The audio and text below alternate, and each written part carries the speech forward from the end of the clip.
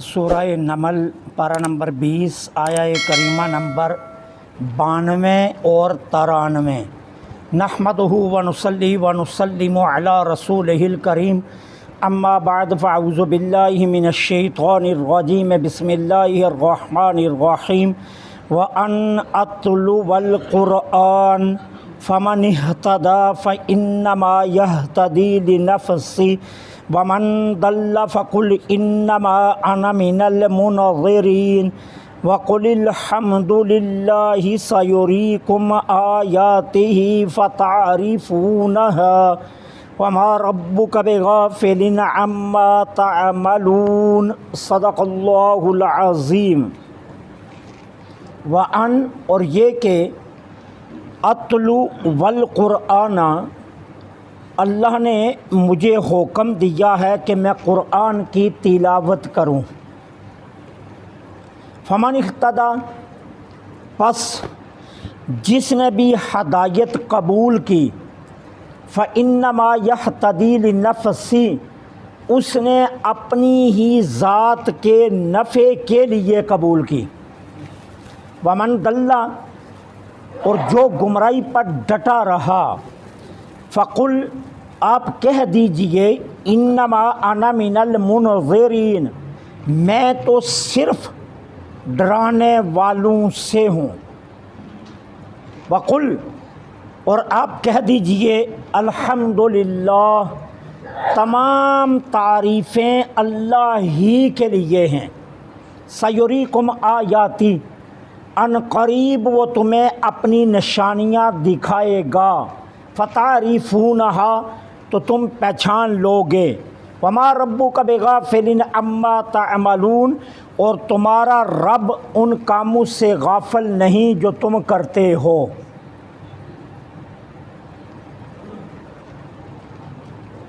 نبی کریم صلی اللہ علیہ وسلم نے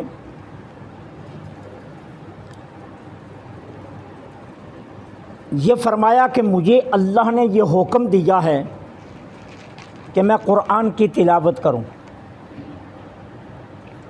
اور پھر حضور نے ان احکامات پر عمل کر کے دکھایا،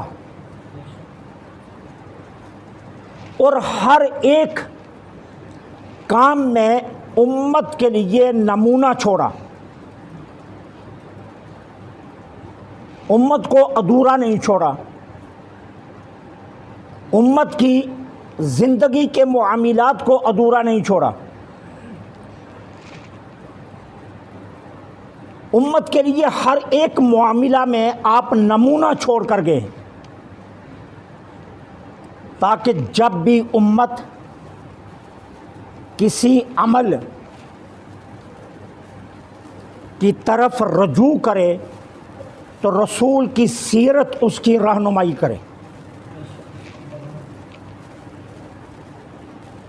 اسی لیے حضور مجدد الفسانی شیخ احمد سرہندی فاروقی رضی اللہ تعالی عنہ سے کسی نے پوچھا کہ آپ بتائیے کہ رب کا تعارف کیا ہے؟ تو آپ نے فرمایا، میں رب کا تعارف یہ جانتا ہوں کہ وہ محمد صلی اللہ علیہ وسلم کا رب ہے۔ فرمایا میں یہ تعارف جانتا ہوں، اور جہاں تک رہی میری بات، تو میں رسول اللہ صلی اللہ علیہ وسلم کا امتی ہوں، اور حضور کی اتباع میرے لیے لازم ہے۔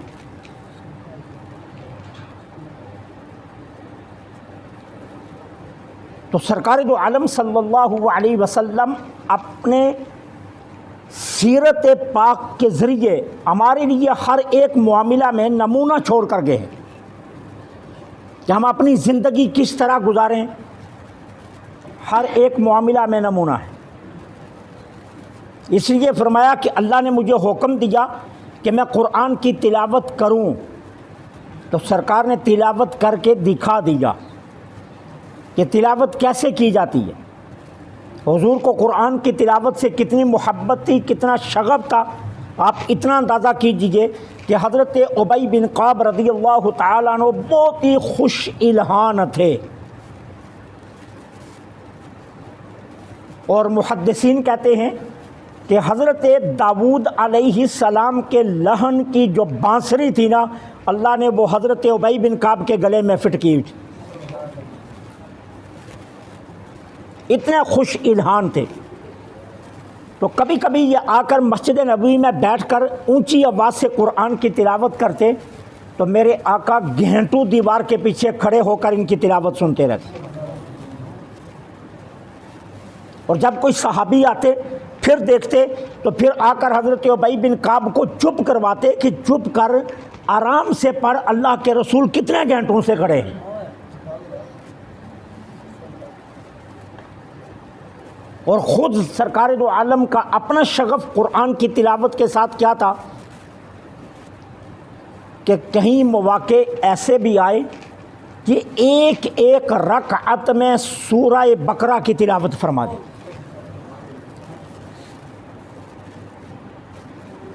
یہ شغف۔ پھر امت کو حکم دیا، کہا کیا؟ کہا سورہ واقعہ کی تلاوت مغرب کے بعد کیا کرو، اللہ تمہیں روزی کی میں برکتیں دے گا۔ کہا قبر میں روشنی چاہتے ہو تو عشاء کے بعد سورہ ملک پڑھا کرو۔ کہا جو سورہ بقرہ کی آخری 2 آیتیں سونے سے پہلے پڑھ لے، وہ سمجھ لے کہ اس نے عرش کے اندر سے خزائن رب کو کھینچ کر لے لیا ہے۔ کہا جو اپنی صبح کا آغاز سورہ یاسین شریف سے کرتا ہے، میرے آقا کریم فرماتے ہیں کہ اس کو کبھی بھی اس کو آسمانی یا زمینی مصائب کا سامنا نہیں کرنا پڑے، اور اللہ اس کی روزی میں برکتیں عطا فرما دے۔ فرمایا اپنی صبح کا آغاز سورہ یاسین سے کرو۔ کہا سورہ رحمان یہ قرآن کی زینت ہے، اس کو لازم پکڑو۔ اس طرح سرکار نے شغف دلایا قرآن کی تلاوت کے ساتھ، اور کہا سنو قرآن کا ایک حرف پڑھنے پر اللہ کریم عز و جل 10 نیکیاں عطا فرماتا ہے۔ صحابہ نے عرض کی یا رسول اللہ صلی اللہ علیہ وسلم الف لام میم، کیا یہ ایک حرف ہے؟ فرمایا نہیں، یہ تو 3 حرف ہیں۔ فرمایا تنہا اتنی تلاوت کرنے پر اللہ 30 نیکیاں عطا فرماتا ہے۔ تو اس طرح سرکار نے نمونہ چھوڑا ہمارے لیے ہر ایک عمل میں، اور کہا مجھے اللہ نے حکم دیا ہے کہ میں قرآن کی تلاوت کروں۔ فمن اقتدیٰ، جس نے ہدایت کو قبول کیا، فإنما یہتدی لنفسہ، اس نے اپنی ہی ذات کے نفع کے لیے ہدایت کو قبول کیا۔ اگر ہم رائے راست پر آ جائیں تو اس میں ہمارا اپنا فائدہ ہے نا، اللہ جل سبحانہ و تعالیٰ کا تو کوئی فائدہ نہیں، ہمارا اپنا فائدہ ہے۔ اگر ہم نمازی بن جائیں ہمارا اپنا فائدہ ہے، اگر ہم جو ہے نا نیک اعمال شروع کر لیں اس میں ہمارا اپنا فائدہ ہے۔ لیکن دکھ یہ ہوتا ہے کہ ہم ساری دنیا کے لیے مخلص بنتے ہیں، اپنے لیے مخلص نہیں بن سکتے۔ حالانکہ چاہیے یہ کہ سب سے پہلے ہم اپنی ذات کے لیے مخلص بنیں، اور اپنی ذات کے لیے اخلاص کیا ہے کہ ہم اپنے آپ کو عذاب دوزخ سے بچانے کی کوشش کریں۔ اپنے وجود کے ساتھ اخلاص یہ ہے، یہ نہیں ہے کہ اپنے وجود کو آگ لگی ہے اور ہم دوسروں کو بچانے کی کوشش کرتے رہیں۔ نہیں، سب سے پہلے اپنے وجود کو بتاؤ، اس کو بچانے کی کوشش کرو۔ تو یہ اخلاص ہے اپنی ذات کے ساتھ کہ ہم ہدایت کو قبول کریں۔ ومن ضل، اور جو گمراہی پر ڈٹا رہا، تو محبوب آپ کو گھبرانے کی ضرورت نہیں ہے، آپ اتنا فرما دیجئے کہ بھائی میں تو صرف اللہ کے احکامات سنا کر تمہیں ڈرانے کے لیے آیا ہوں۔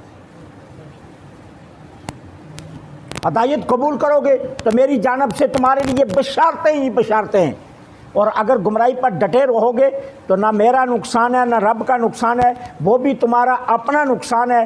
میرا کام جو تھا وہ میں نے کر دیا کہ تمہیں ڈرا دیا۔ اس کے بعد سورت کو اختتام کی طرف بڑھاتے ہوئے کیا فرمایا؟ محبوب آپ کہہ دیجئے ساری تعریفیں اللہ ہی کے لیے، ساری تعریفیں اللہ ہی کے لیے ہیں۔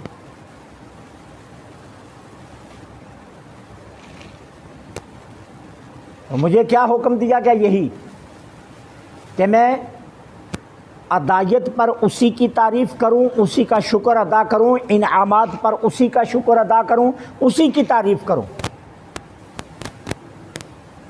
میرے لیے تو مجھے یہی حکم دیا گیا کہ میں ہر حال میں اپنے رب کی ہی تعریف کروں۔ جہاں بھی میں کسی کو دیکھوں کہ یہ قابل تعریف ہے، اس کی تعریف کا رخ میں اپنے رب کی طرف موڑ دوں۔ عمارت بہت خوبصورت لگی ہے تو میں کہوں کہ اے رب تیرے لیے تعریفیں ہیں کہ جس نے بنانے والے کو یہ عقل عطا کی ہے۔ پھول کی خوشبو اگر مسحور کر دے ذہن کو اور دل کو معطر کر دے تو تعریف اللہ کے لیے۔ ہر حال میں تعریف اللہ ہی کے لیے۔ اور فرمایا سیریکم آیاتی، ان قریب رب تمہیں دکھائے گا اپنی نشانیاں، خارجی کائنات میں بھی اور تمہاری اپنی ذات میں بھی۔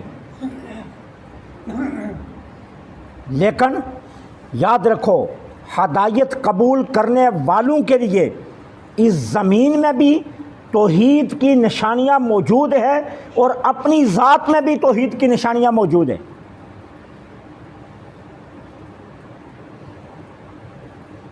آج کل موبائل کا دور ہے نا، ہمارے نوجوان جو ہے یہ مارکیٹ میں جا کر کہتے ہیں مجھے 48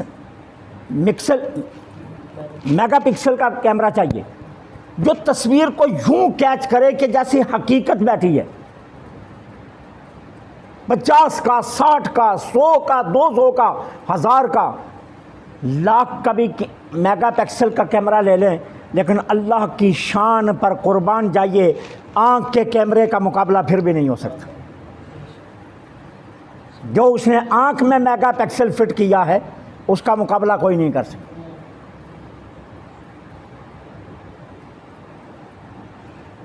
کون کر سکتا؟ انسانی وجود میں خون کی گردش کے لیے جو اس نے سسٹم بنایا ہے، دنیا کا کوئی سسٹم اس کا مقابلہ نہیں کر سکتا۔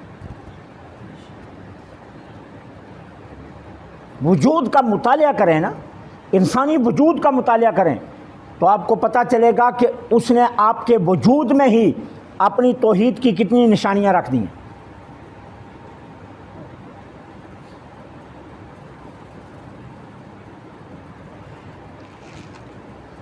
کہتے ہیں کہ یہ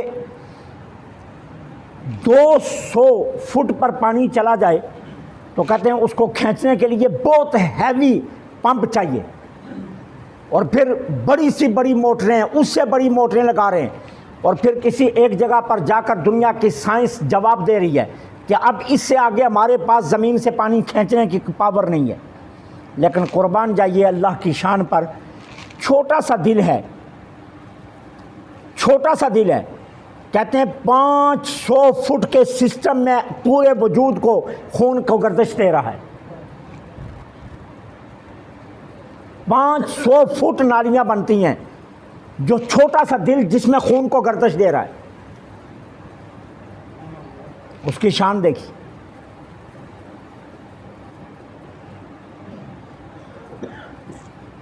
دنیا کے بڑے سے بڑا اعلی سماعت ہو لیکن رب کے بنائے قانون کا مقابلہ نہیں کر سکتا۔ یہ ہمارے وجود میں توحید کی نشانیاں ہیں۔ ہم اپنے وجود کا ہی مطالعہ کریں تو ہمیں خارجی کائنات کے مطالعے کی ضرورت نہیں رہتی، کہ ہم دیکھیں تو صحیح کہ قدرت نے ہمارے اندر کیسے کیسے شاہکار رکھے ہیں، ہم اپنے ہاتھوں کا ہی مطالعہ شروع کر دیں، ہاتھوں میں لگی لکیروں کو دیکھیں، ہاتھوں کی بناوٹ کو دیکھیں، انگلیوں کے بناوٹ کو دیکھیں، ان کی ساخت کو دیکھیں، تو ہمیں یہیں توحید کے ہزاروں نشانات مل جائیں گے۔ تو فرمایا ان قریب تمہارا رب تمہیں نشانیاں دکھائے گا، خارجی کائنات میں بھی اور تمہارے وجود میں بھی، فتعرفونہا، تو تم پہچان لو گے، تم پہچان لو گے۔ لیکن کون لوگ؟ جو توحید کے متلاشی ہوں گے۔ جو توحید کے متلاشی نہیں ان کے لیے نہیں ہے، جو توحید کے متلاشی تھے انہیں چھوٹی چھوٹی بات سے بھی حق ملتا رہا۔ اللہ قرآن میں پیچھے فرما رہے ہیں نا کہ اللہ حیا نہیں فرماتا مکھی یا مچھر کی مثال دے، لیکن جو ایمان والے ہیں وہ کہتے ہیں اس میں بھی کوئی حکمت ہے، اور جو کافر ہیں وہ کہتے ہیں اتنے بڑے رب کو مچھر کی باتیں کرنے کی ضرورت کیا ہے؟ یہ فرق ہے۔ ایمان والے اس کو بھی کہتے ہیں کہ اس میں بھی کوئی حکمت ہے۔ اور میں نے آپ کو پہلے بھی بتایا تھا نا، حضرت امام محمد باقر علیہ السلام بادشاہ کے پاس بیٹھے ہوئے تھے نا، تو جابر ظالم بادشاہ تھا، ایک مچھر آیا اور اس کو کاٹنے لگا، وہ بار بار اس کو اڑائے لیکن وہ مچھر باز نہ آئے، بار بار اسے کاٹے، تو بادشاہ بے بس ہو گیا، ٹھیک ہے نا۔ تو بادشاہ کہتا ہے محمد باقر ایک بات تو بتاؤ، اللہ کو مچھر بنانے کی کیا ضرورت تھی؟ تو آپ نے مسکرا کر فرمایا اللہ تم جیسے فرعونوں کو بے بسی دکھانا چاہتا تھا اس لیے مچھر بنا دیے، تم جیسے فرعونوں کو بے بسی دکھانا چاہتا تھا کہ تم ایک مچھر کے سامنے کتنے بے بس ہو۔ تو توحید کے دلائل ہیں تمہارے، اگر تم جاننا چاہو۔ وَهُوَ رَبُّكَ بِغَافِلٍ عَمَّا تَعْمَلُونَ، اور جو کچھ تم کرتے ہو اس سے تمہارا رب غافل نہیں ہے۔ غافل کون ہو سکتا ہے؟ جس کا علم ادھورا ہو یا جس کی قدرت ادھوری ہو، اور اللہ قادر کل ہے، اور اللہ کا علم تمام اشیاء پر محیط ہے، کوئی چیز اس کے احاطہ علم سے باہر نہیں ہے۔ تو جب اس کے احاطہ علم سے کوئی چیز باہر نہیں ہے تو پھر وہ تمہارے کاموں سے باخبر ہے، اس کا علم تمہارے تمام اعمال پر محیط ہے، اور اس کے علم کی وسعت یہ ہے کہ تم رات کی تاریکی میں کرو یا دن کے اجالے میں کرو، وہ جس طرح دن کے اجالے میں دیکھتا ہے اسی طرح رات کی تاریکی میں دیکھتا ہے، ٹھیک ہے نا۔ جب کسی مومن کے قلب پر انوار و تجلیات کی بارش ہوتی ہے نا، تو وہ مومن بھی انوار و تجلیات کی بارش سے دن کے اجالے کی طرح رات کی تاریکی میں دیکھنا شروع کر لیتا ہے، پھر اس کو رات کی تاریکی میں بھی اسی طرح نظر آتا ہے جس طرح دن کے اجالے میں۔ کھلی آنکھوں سے جو آقا کریم کو دیکھے اسے ہی صحابی کہتے ہیں نا، کھلی آنکھوں سے جو دیکھے۔ تو جانتے ہو حضرت ام مکتوم نابینے تھے لیکن صحابیت میں ان کا مقام ہے، نابینے تھے، کھلی آنکھوں سے نہیں دیکھا لیکن صحابیت میں ان کا مقام ہے۔ کیوں؟ اللہ نے جب حضور کی غلامی میں آگے قلب پر انوار و تجلیات کی وہ بارشیں کی کہ ظاہر کی آنکھ بند تھی لیکن باطن کی آنکھ سرکار دو عالم کو پوری عظمت سے دیکھ رہی تھی، پھر اللہ واہ کر دیتا ہے۔ جب ایک بندے پر انوار و تجلیات ڈالے تو اس کا یہ عالم ہو جاتا ہے، تو اس کی اپنی شان کا کیا عالم ہوگا؟ اس لیے وہ تمہارے اعمال سے غافل نہیں ہے۔ اللہ سے دعا ہے اللہ حق کے